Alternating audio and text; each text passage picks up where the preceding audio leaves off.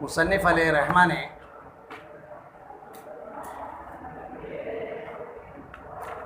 اب تک جو خطبہ ذکر فرمایا وہ شرح کا خطبہ تھا، مختصر المعانی کا، علامہ تفتازانی کا۔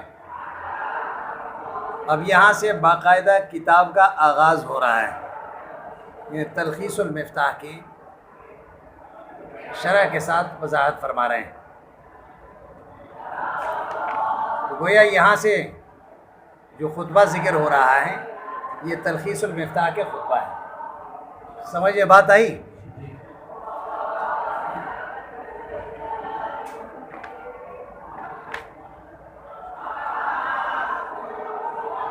الحمد هو الثناء باللسان على قصد التعظیم سواء تعلق بالنعمة أو بغيرها، والشكر فعل ينبئ عن تعظيم المنعم لكونه منعما سواء كان باللسان أو بالجنان أو بالأركان۔ بسم اللہ کے بارے میں وضاحت پہلے ہو چکا ہے، اب اس کو دہرانے کی ضرورت نہیں ہے، اور باقی الحمدللہ کے متعلق جو مصنف یہاں ذکر کر رہا ہے وہ بھی آپ کے سامنے آ چکا ہے، لیکن یہاں اختصار کے ساتھ بیان کریں گے کہ آپ کو بتایا تھا کہ حمد لغت میں سودن کو کہتے ہیں، کسی کے تعریف کرنا، اور اصطلاحی تعریف ہے هو الثناء باللسان على قصد التعظیم سواء تعلق بالنعمت او بغیرها، زبان سے کسی کے تعریف کرنا تعظیم کے ساتھ، یعنی جس کے آپ تعریف کر رہے ہیں اس کے قدر اور عظمت آپ کے دل میں ہے، سواء تعلق بالنعمت او بغیرها، چاہے نعمت کے متعلق ہو یا نہ ہو، یعنی اس نے آپ کے ساتھ احسان کیا ہے یا نہیں کیا۔ سمجھ آئی بات؟ لیکن جب کہا هو الثناء باللسان ہے، اس سے شکر نکل گیا۔ کیا نکل گیا؟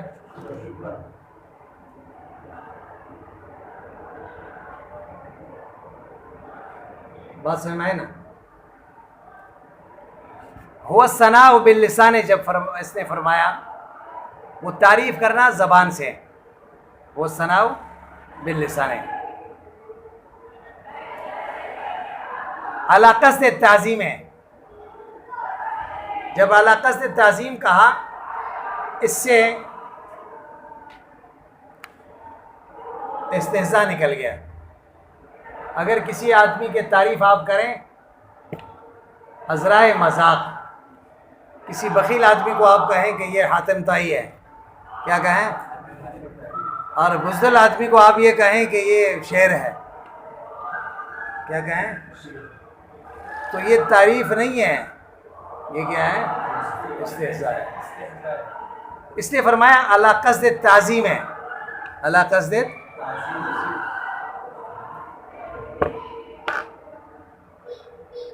سواء تعلق بالنعمت او بغیرها، چاہے نعمت کے بدلے میں ہو یا نہ ہو، چونکہ شکر جو ہے وہ نعمت کے ساتھ متعلق ہوتا ہے۔ اب آئیں شکر کی طرف۔ شکر لغت میں قدردانی کو کہتے ہیں۔ کس کو کہتے ہیں؟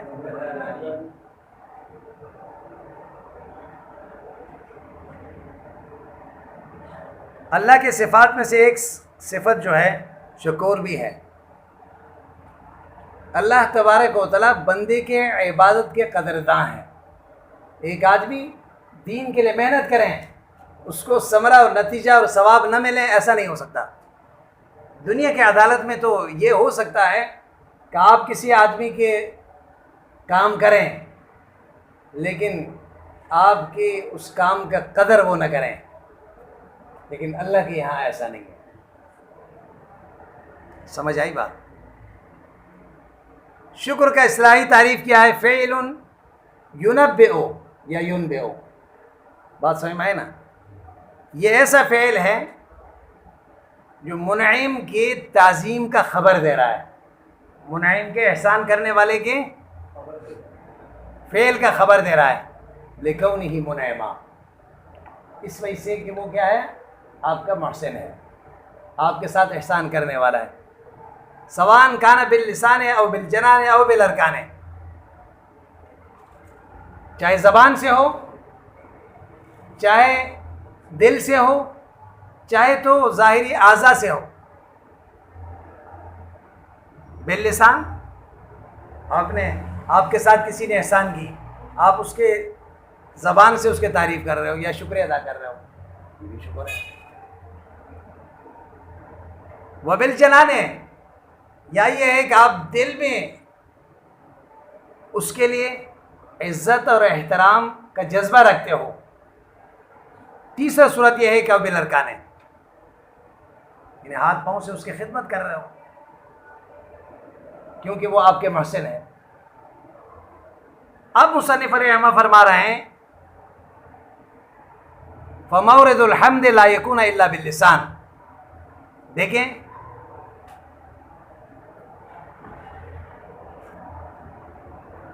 مورد کے اعتبار سے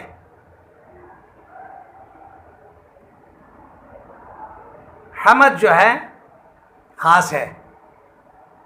حمد کیا ہے؟ اس لیے کہ صرف زبان سے اس کا صدور ہوتا ہے، صرف زبان سے، اور متعلق کے اعتبار سے یہ عام ہے، چاہے نعمت کے بدلے میں ہو یا نہ ہو، جس کا تعریف آپ زبان سے کر رہے ہیں اس نے آپ کے ساتھ احسان کیا ہے یا نہیں کیا، دونوں صورتوں میں حمد ہے۔ وہ متعلق ہو یکون النعمہ وغیرہ، اس کا متعلق جو ہے وہ نعمت بھی ہو سکتا ہے اور غیر نعمت بھی۔ وہ متعلق الشکر لا یکون الا النعمہ، شکر کا متعلق جو ہے وہ صرف نعمت ہوں گے، یعنی شکر نعمت کے اعتبار سے جو ہے متعلق کے اعتبار سے خاص ہے۔ کیا ہے؟ کیونکہ صرف احسان کے بدلے میں ہے، لیکن مورد کے اعتبار سے پھر یہ عام ہے، جیسے اوپر کہا زبان سے بھی ہو سکتا ہے، خدمت کر کے بھی ہو سکتا ہے، دل میں اس کے لیے احترام کا جذبہ رکھ کر بھی ہو سکتا ہے۔ سمجھ آئی بات؟ انہیں کیا مطلب؟ حمد اور شکر کے درمیان عموم خصوص من وجہ کا نسبت ہوگا، اور عموم خصوص من وجہ 3 مادہ چاہتا ہے، 2 مادہ افتراق کے اور 1 مادہ اجتماع کے۔ سمجھ نہیں آئی بات؟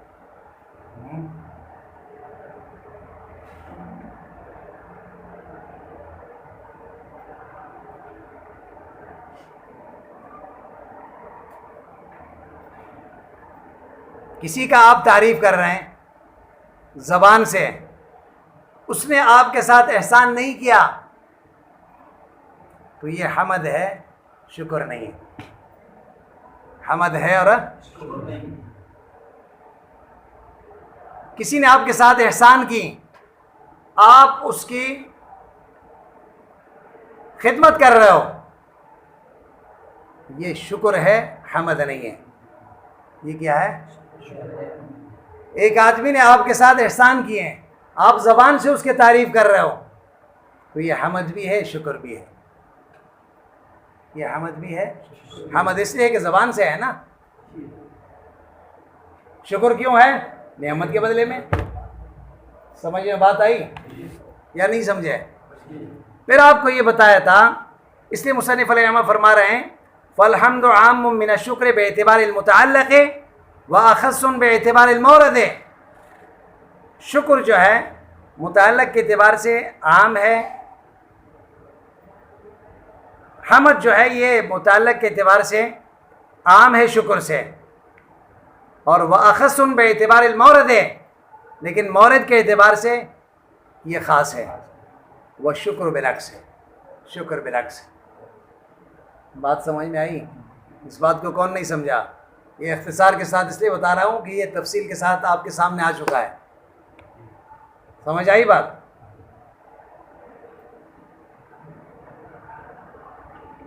آپ کو یہ بھی بتایا تھا ایک چیز ہے مدح،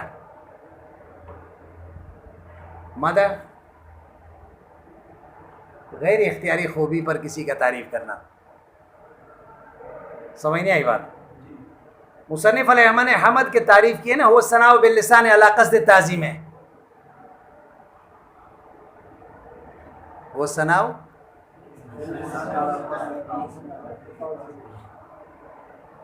لیکن اس میں ایک قید اضافہ ہے، وہ ثناء باللسان علی الجمیل الاختیاری، یعنی اس خوبی پر تعریف کر رہے ہو جو اس کے اختیار میں ہے، اس کے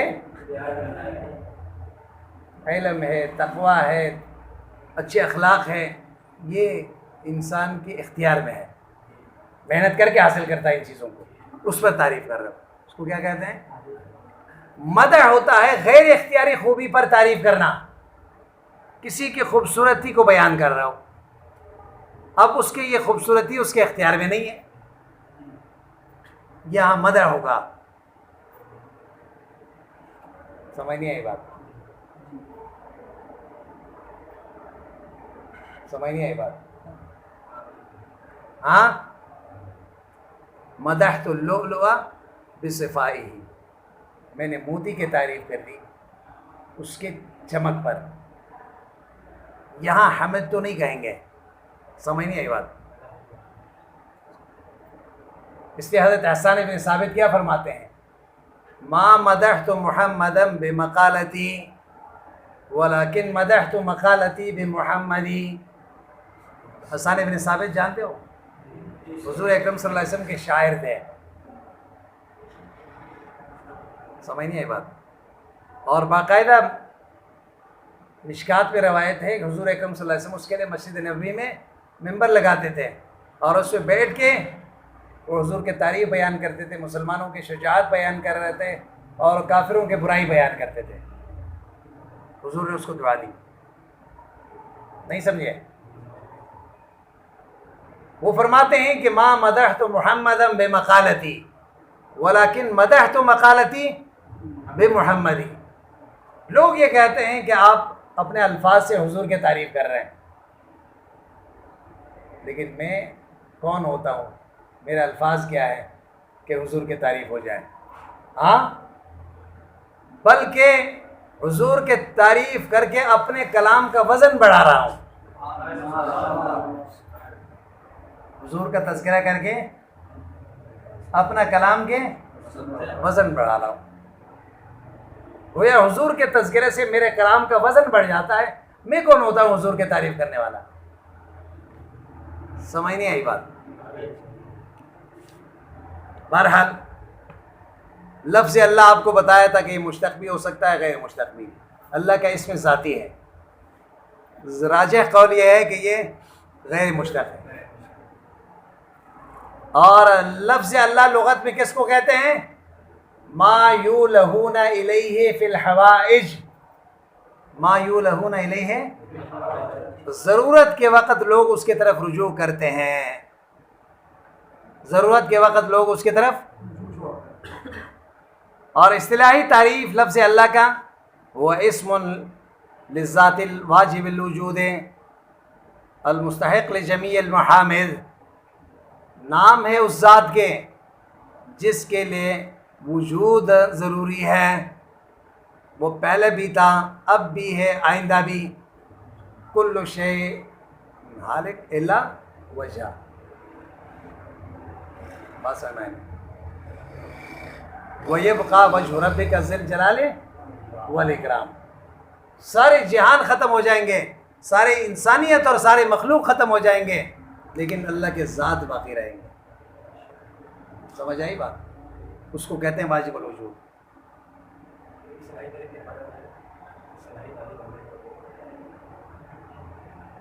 یہاں پہ ذکر ہے نا، وہ اسم للذات الواجب الوجود المستحق لجمیع المحامد، سمجھ نہیں آئی بات؟ نام ہے اس ذات کے الواجب الوجود، جس کا وجود ضروری ہے، جس کا وجود المستحق لجمیع المحامد، سارے حمدوں کے کیا ہے؟ مستحق ہے، سارے حمدوں کے کیا ہے؟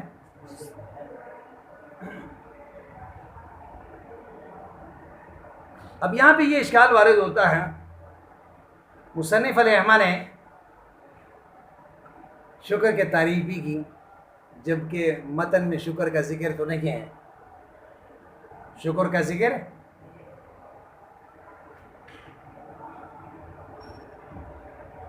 اس کا وجہ یہ ہے کہ سمجھ لیں، شکر اور حمد یہ دونوں بھائی ہیں، دونوں کیا ہیں؟ اور ایک کے ذریعے سے دوسرے کے پہچان ہوتا ہے، تو اس لیے وضاحت کے لیے مصنف رحمہ نے شکر کا بھی ذکر کیا۔ البتہ مدح کا ذکر مصنف نے نہیں کیا، یہاں پہ اس کے تعریف نہیں کی، اس لیے کہ عام طور پر لوگ یہی کہتے ہیں کہ مدح اور حمد میں کوئی فرق نہیں ہے، مصنف کے رائے بھی یہی ہے، تو اس وجہ سے شکر اور حمد کے تعریف تو الگ الگ تھے، تو اس وجہ سے مصنف نے آپ کے سامنے بیان کر دی، لیکن مدح کا ذکر نہیں کی۔ سمجھ میں بات آئی؟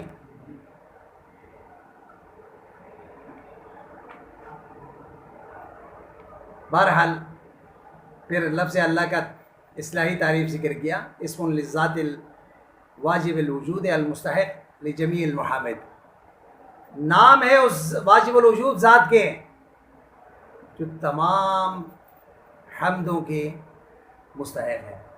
تمام تعریفات کے مستحق کون ہے؟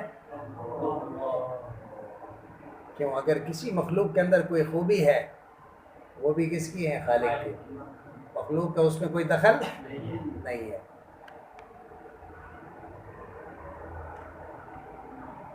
محامد جمع ہے محمدتن کے، کس کے؟ اور محمدہ کہتے ہیں حمد کو۔ والعدول الى الجملة الاسمیة للدلالة على الدوام والثبات، مصنف علیہ رحمہ آپ کو یہ بتانا چاہتے ہیں الحمدللہ جملے اسمیہ ذکر کیا، جملے فعلیہ کیوں ذکر نہیں کیا؟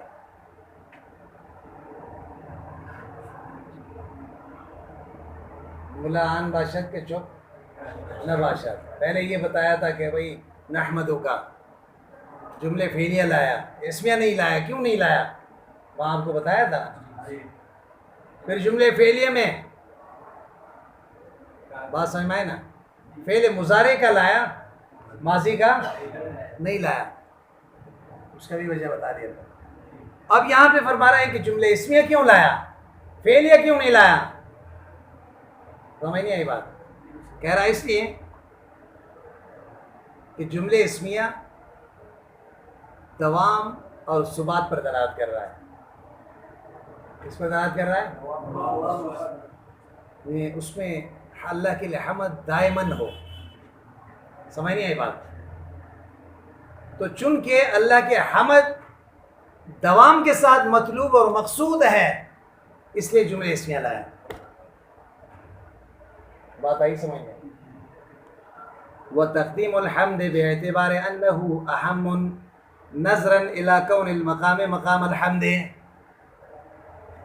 كما ذهب الیہ صاحب الکشاف فی تقدیم الفعل فی قوله تعالی اقرأ باسم ربک علی ما سیجیء وان کان ذکر اللہ اہم نظرا الى ذاتی۔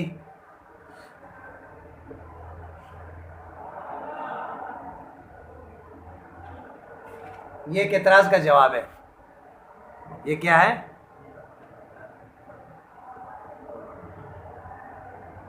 اعتراض یہ ہے الحمدللہ میں حمد کو پہلے ذکر کیا، لفظ اللہ کو بعد میں، جبکہ ہونا یہ چاہیے تھا کہ لفظ اللہ کو پہلے ذکر کرتے اور حمد کو بعد میں ذکر کرتے، للہ الحمد کہتے ہیں، کیونکہ اللہ مقدم ہے نا۔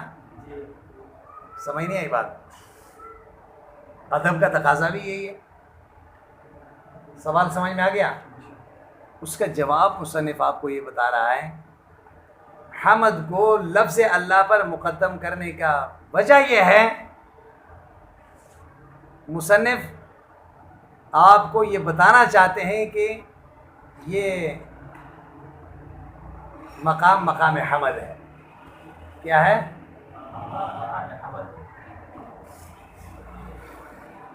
اور حمد کو بیان کرنا زیادہ اہم ہے، زیادہ اہم ہے. اگرچہ نفس الامر میں دیکھا جائے اللہ کا ذکر سب سے مقدم ہونی چاہیے، سب سے اہم ہونی چاہیے، لیکن چونکہ یہاں پہ زیادہ مقصودی کیا ہے؟ باری تعالیٰ کے حمد کو بیان کرنا. چونکہ مقام حمد ہے تو اس وجہ سے حمد کو پہلے ذکر کیا ہے. اس کا نظیر کیا ہے؟ اس کا مثال کیسا ہے؟ کہتا ہے علامہ زمخشری کا تفسیر ہے تفسیر کشاف. کیا ہے؟ اس میں وہ یہ وجہ ذکر کر رہا ہے، اقرا بسم ربک الذی خلق، نزول کے اعتبار سے سب سے پہلی آیت ہے. کیا ہے؟ دیکھو یہاں اللہ کے ذکر بعض میں ہے بسم ربک کا، اور فعل اقرا جو ہے پہلے ہے. فعل اقرا ہونا تو یہ چاہیے تھا کہ اللہ کے نام پہلے آتے ہیں. سمجھ آئی بات؟ تو علامہ زمخشری فرماتے ہیں کہ یہاں پہ چونکہ لفظ قرأت کو پہلے ذکر کیا اس لیے کہ یہ مقام قرأت ہے. یہ کیا ہے؟ اور یہ بتانے کے لیے کہ اس موقع پر قرأت یہ اہم ہے، تو اس بیان اہمیت قرأت کی وجہ سے فعل اقرا کو پہلے ذکر کیا. یہاں پہ بھی لفظ حمد کو پہلے ذکر کیا لفظ اللہ سے، یہ بتانے کے لیے کہ یہ اہم ہے، اور کیونکہ یہ مقام حمد ہے. یہ مقام کیا ہے؟ اب بات سمجھ میں آ گئی؟ یہ ہوا میں جا رہے ہیں سارے. الان کما کان ولم یلقى زوالا. ہاں بھائی،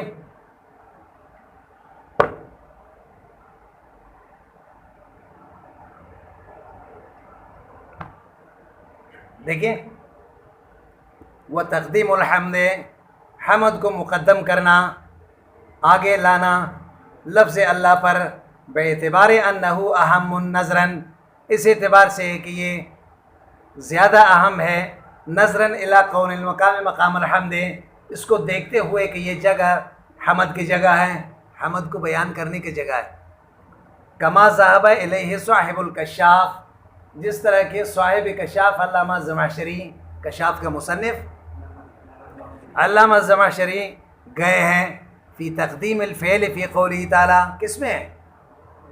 فعل کو مقدم کرنے باری تعالیٰ کا اس قول میں اقرا بسم ربک، اقرا اس میں علامہ سیجیو آئے گا، اس میں اس نے یہی وجہ ذکر کیا. وَإِنْ كَانَ ذِكْرُ اللَّهِ أَحَمَّ نَظْرًا إِلَى ذَاتِهِ، اگرچہ باری تعالیٰ کا ذکر ذات کے اعتبار سے یہ زیادہ اہم ہے، اس لیے اللہ کو پہلے ذکر کرنی چاہیے. لیکن چونکہ یہ مقام حمد ہے، وہ جگہ مقام قرأت تھی، تو ہر جگہ پر جس کا جو اہم ہوتا ہے اسی کو مقدم کیا جاتا ہے بیان اہمیت کی وجہ سے. بات سمجھ میں آئی؟ علامہ انعامہ، علامہ باری تعالیٰ کے لیے تعریف ہو، سارے تعریفیں اللہ کے لیے. علامہ انعامہ اس کے احسان پر، علامہ انعامہ علی انعامہ، مصنف کیوں نکال رہا ہے علی انعامہ؟ ہاں بھائی کون بتائے گا؟ علی انعامہ کیوں نکال رہا ہے؟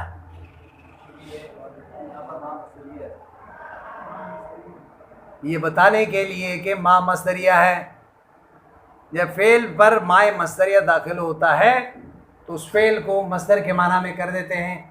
کیا کر دیتے ہیں؟ تو علامہ انعامہ اے علی انعامہ، انعام مصدر ہے، اللہ کے لیے تعریف ہے سارے اس کے احسانات کی وجہ سے ہیں، اس کے احسانات کی وجہ سے.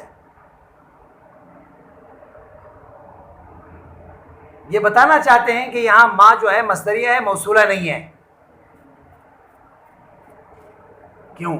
اگر ما کو ہم موصولہ مانیں گے، بات سمجھ میں آئی نا، یہاں مقدر ماننا پڑے گا، مقدر نکالنے پڑیں گے، بات سمجھ میں آئی نا۔ اور اگر مصدریہ مانیں گے تو مقدر ماننے کی ضرورت نہیں ہے۔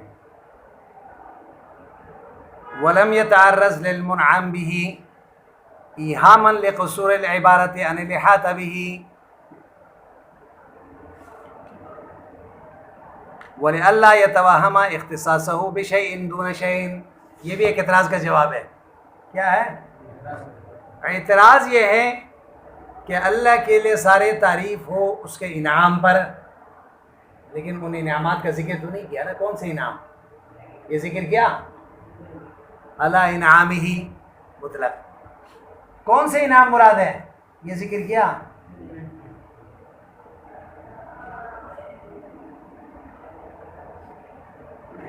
کہتا اس لیے ذکر نہیں کیا کہ اللہ کے انعام کا، جو بندے کے ساتھ اللہ کے احسانات ہیں، ان کا کوئی احاطہ کر نہیں سکتا۔